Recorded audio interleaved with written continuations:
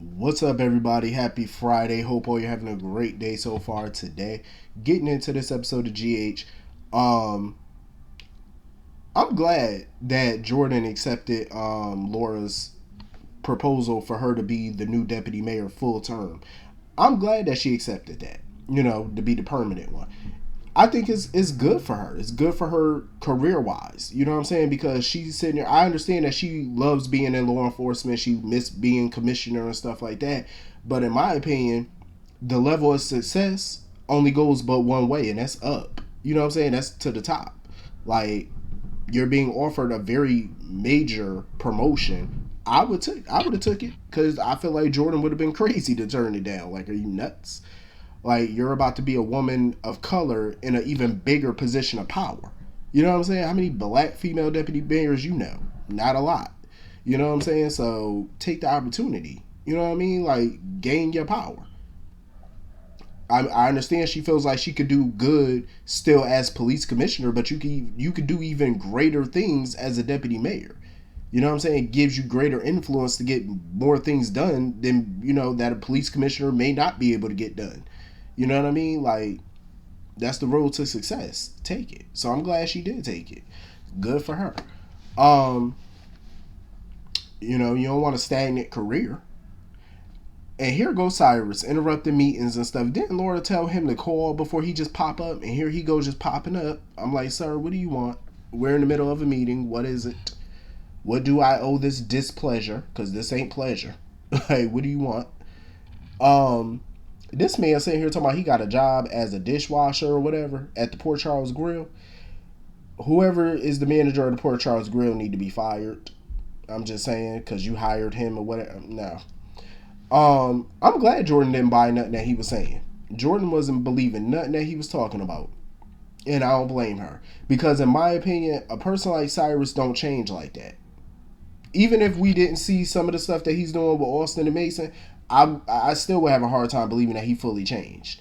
You know what I mean? Because at the end of the day, when you crave the power that he's craved, and you've been in that driver's seat before and you made all this money and stuff like that, there ain't no way in the world you're going to want to go back to just having a simple life where you make a minimum wage busting suds. Ain't no way.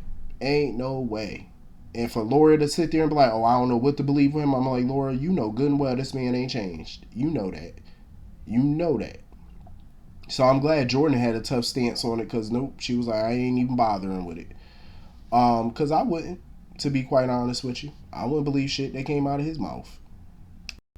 So anyway, moving on from that. I was kind of surprised that Austin went to the PCPD. He was ready to give Cyrus up. Of course, he wanted immunity. I love how Dante was like, I ain't making no deals, no promises. Because, of course, Dante's a detective. Like, he has no wiggle room to just say, well, if you tell me what I want to hear, I'll get you that deal. Dante can't promise you that. You know what I'm saying? It's based off of a deal is contingent on what you give. You know what I'm saying? Also, the DA would have to do that. But I don't blame Dante for letting him know, like, listen, you are in no position to negotiate with me or to ask me to get you anything. Tell me what you know, and we'll talk about a plea deal. But don't sit here and come up in here trying to bargain. Austin trying to sit there talking about, oh, I'm a good guy. I just got coerced into doing bad things and stuff. Okay, maybe so, but you went about everything all wrong. Um, so I'm not surprised that Robert was willing to make the deal. Robert was like, hell yeah, let's make it. Let's do this. So, of course, Austin had to go to Paul Tuck because he, all the evidence he got against Cyrus is there, I guess. I was not expecting this shit to happen. This man got shot. I was so shocked that Austin was shot just laying on the ground bleeding. I'm like, oh shit. I wasn't expecting that at all. Um, I want to know who did it. Like, did Cyrus commission his death? Because I wouldn't be shocked if Cyrus had people watching Austin and maybe one of Cyrus's people was following him and saw that he went to the PCPD and assumed that he was snitching on Cyrus, so gave Cyrus a call to let him know, like, oh, this is what he doing. And Cyrus may have made the decision to be like, okay, I'm about to put, some hot ones in you. You know what I'm saying? Boom, boom, boom. Or I know it couldn't have been Ava. But once this come out, she probably gonna be in a prime suspect list. I don't see Ava doing this. I could be wrong. You never know. I mean, Ava has been ruthless in her time, but I would think that if she was gonna have somebody, gunned down, she would have did it herself. That's the old Ava. Ava do shit on her own. But it gotta be between one of them. Who else would want to take Austin out besides Ava or Cyrus or Mason for that matter? And Mason wasn't gonna do nothing to him unless Cyrus gave the order anyway. So I wonder who did this, and I don't see Mason doing it anyway because Mason ain't powerful. Like, you got to have somebody on deck to carry out something like this, and I don't think Mason does. Cyrus is more of the probable suspect here. But who knows? But I was completely dumbfounded by that. I didn't think they was going to go there with that one. I'm like, is this Austin's swan song? Like, is Austin gone? Like, I don't see nobody coming to Paul Talk to save him because I don't think anybody really knows that he's going there, probably besides Dante, maybe. Maybe Dante will figure out that's where he went or whatever. I don't know, but I don't see nobody getting there in time to save his ass. So who knows? He might, be DOA. I mean, I would hate for that to happen to Roger Howarth because I really feel like Roger Howarth is a gem. I just think GH saddles him with these terrible characters. Not even sometimes terrible characters, but just no depth or no direction for the character. That's the word I'm looking for. Just no real direction for like where you're heading with them. You know what I mean? So if they are killing Austin off, I really do hope for the 19th billion time that they bring Roger back as somebody new with some depth to him. You know what I'm saying? Give him some direction. Figure out what you want to do with him. Something instead of having them lollygag around town and putting them in dreadful story. I'm just saying. I love the fact that Robert and Felicia met up and stuff to, discuss Anna and whatnot. But, when Robert was, thinking that Anna was avoiding him because of how he basically trashes her relationship with Valentine, basically saying it's going to end a disaster. I'm like, Robert, sir, now is not the time for an I told you so. Maybe you were right about her relationship with Valentine, but we don't need to hear that right now. She need her friend. Okay, and her baby daddy. She needs your support. That's what she needs. She don't need an I told you so now. Now ain't the time for that, Robert.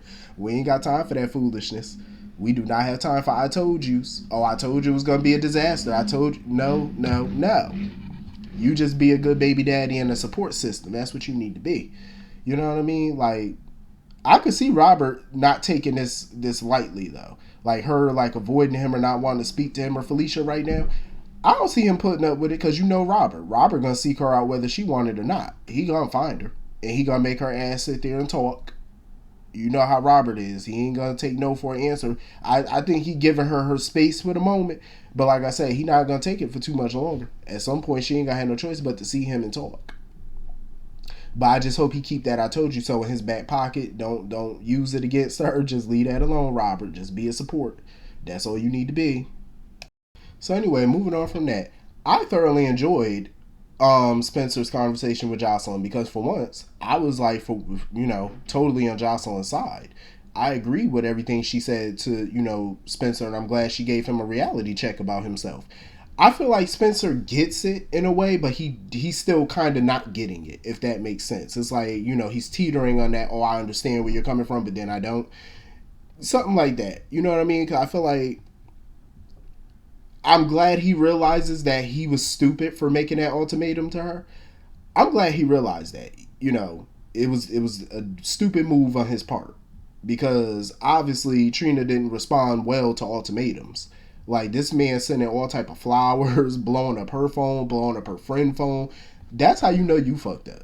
That's how you know. And you know your ass was wrong. But I'm glad he was big enough to admit it. I shouldn't have went that route. You sure shouldn't have. You fucked around and you found out.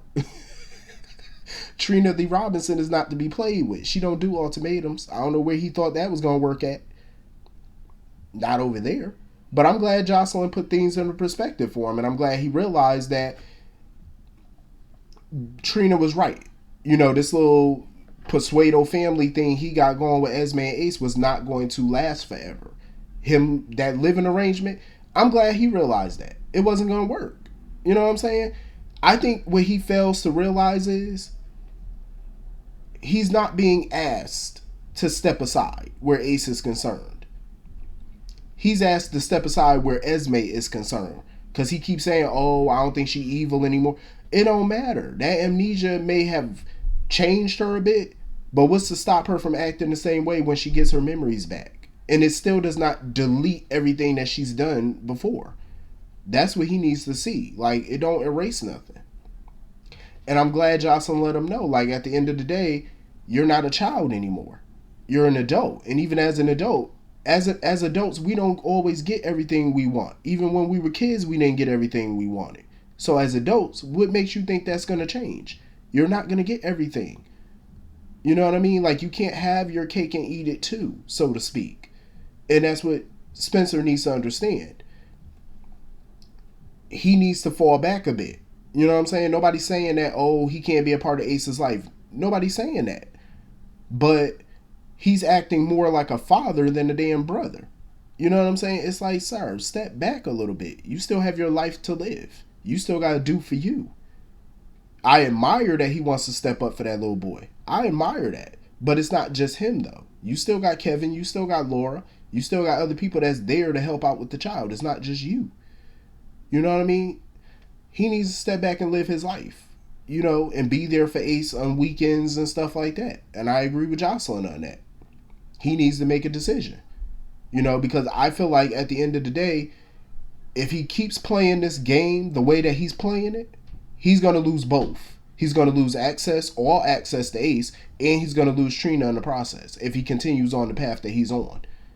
You know, by telling her, well, this is what I'm doing, you either take it or leave it, and then trying to force Esme to stay in the same home as him. He's going to lose. He's going to be the loser in all of this. Now, if he falls back and stop trying to dictate to Esme and, you know, come up with a schedule where he can, you know, call in advance and take the little boy out for ice cream or to play in the park or whatever, boom, you get to spend time with your brother and you don't lose your woman in the process. That, I mean, you got to take what you can get at the end of the day because you're not going to get everything that you want. And I'm glad Jocelyn put that into perspective for him because he needed it. So moving on from that, speaking of perspective, I also thoroughly enjoyed the conversation Trina had with Curtis and Marshall. I loved it because even though she wanted to talk with her mom, which I think would have also been an interesting conversation, I feel like they did a great job with having the men talk to her because she already talked to Ava about this and got Ava's perspective. Now you're getting a male's point of view. You know what I'm saying? So I thoroughly enjoyed that. Because Curtis and Marshall was talking to her without judgment, you know, giving her the best advice. And Curtis said to her exactly what I've been saying in my videos. She has to decide what she's willing to put up with in that relationship with Spencer. She needs to prioritize her school. You know what I'm saying? Because when you're in a relationship with somebody, you got to prioritize. You know what I'm saying? And you have to communicate. She has to communicate what she wants, what her desires are. She has to make everything abundantly clear. Because let's be honest, as adults, we all feel the same way when it comes to our friendships and when it comes to our relationships, right or wrong. We make it very clear what we're willing to put up with. Because if you don't make it clear what you're willing to put up with and what you're not going to put up with, your friend or your significant other, they're going to walk all over you if you don't. You got to make it very clear what you're willing to do. You know what I mean? And I think she needs to do that with Spencer. Honestly, I'm going to be honest with y'all. I feel like Curtis gave Trina food for thought. You know what I mean? Like when he asked her who's the first person she texts in the morning, the last one she texts at night, and she said Spencer, it made her start to question, is all of this being reciprocated by him? Like, do he share the same feelings for her? You know what I mean? Which we know he do.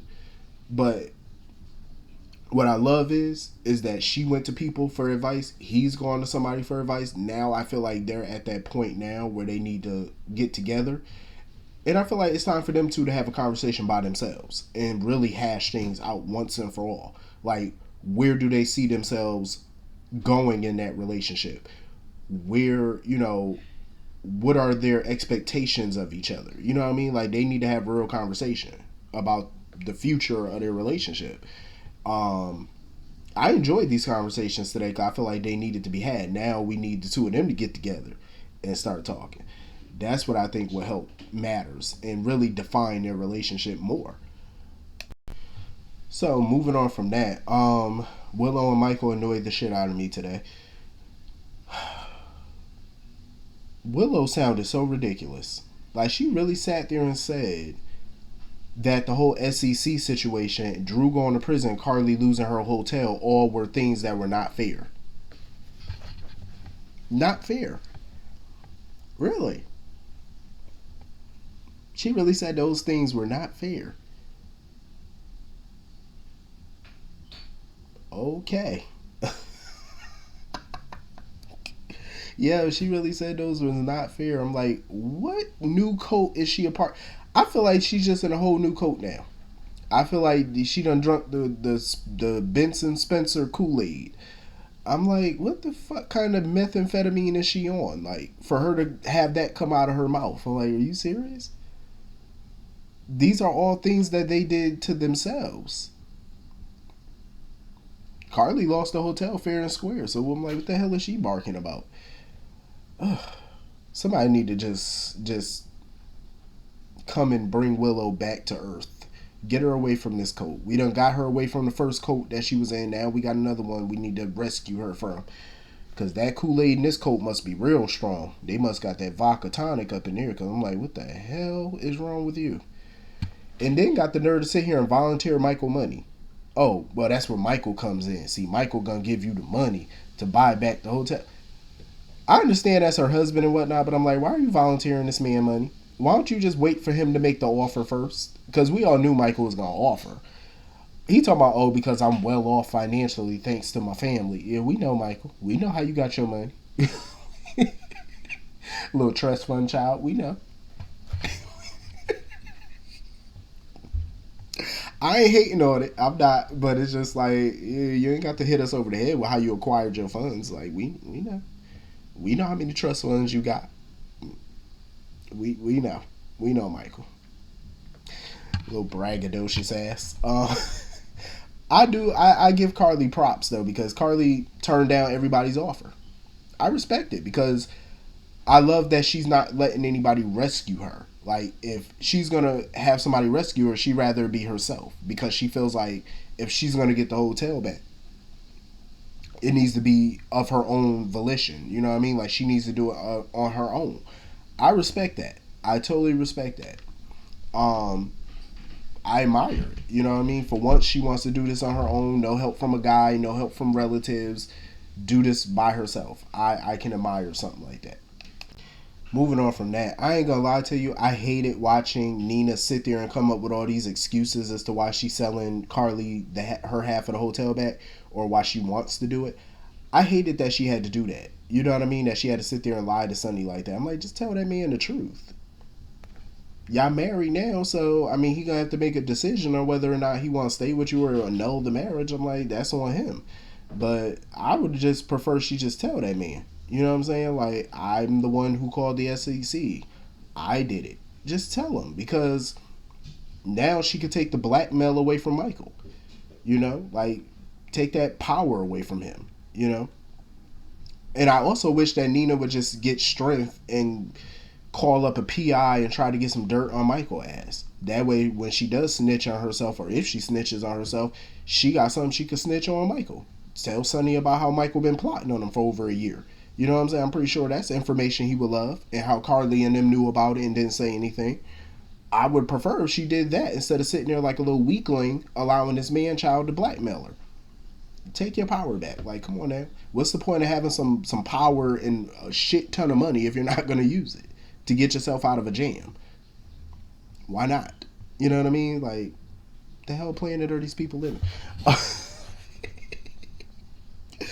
I feel like with daytime TV, you got to suspend 95% of your disbelief. Like, and I hate that. I'm like, I could suspend my disbelief on some shit, but some others, I'm like, really, really, like you allowing this shit. But anyway, that was pretty much the whole episode. Hit the comment section. Let me know what you all thought. And I will see you all later. Have a great night. Have a great weekend. See you Monday. Peace.